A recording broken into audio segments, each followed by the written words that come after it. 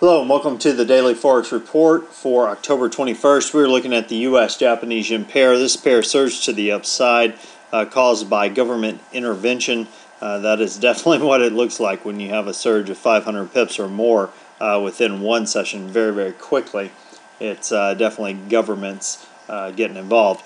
We are looking for this pair to potentially go as high as 80.61, possibly as low as 75.19.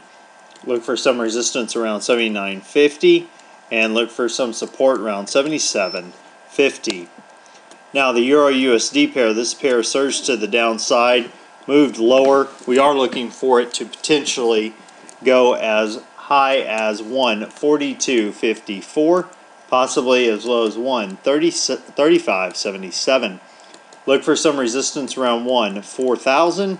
And look for some support around 137.75.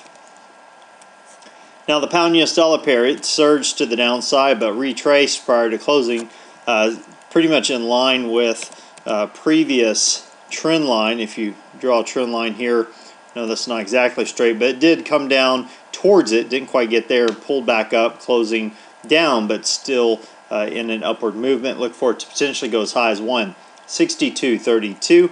Possibly as low as 158.82. Look for some resistance around 161.65 and look for some support around 159.50. Now the US Swiss, this pair closed higher during this last session, still within the movement to the downside. Look for it to potentially, however, to go as high as 0.8935, possibly as low as 0.8540. Look for some resistance around 0.8850 and look for some support around 0.8650.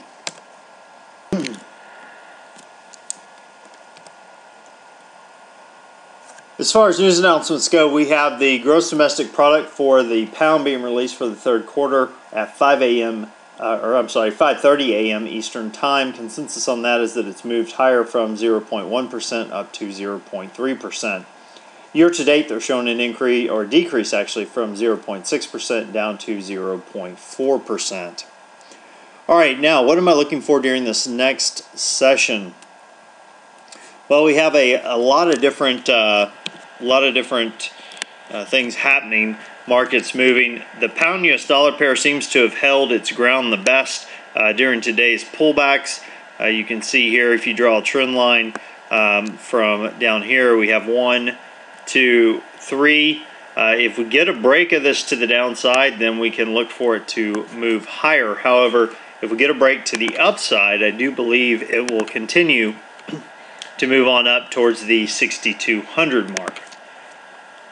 Looking for a break to the downside around 159.94 and looking for that to come on down to the 158.92 mark. So roughly about 100 pips there on that move to the downside if it does happen. Let me zoom in a little bit more. So basically looking to sell at 159.94 and then looking to exit at 158.92. Now if you didn't want to worry about the 59.00 mark, 159.00, you could exit before that and grab a good 94 pips out of the move and not have to be concerned with it hitting previous support. To the upside, if we get a break, I do believe it will go up to 162.00. Well, I hope that helps, and until next time, this is Jason Fielder. Good trading.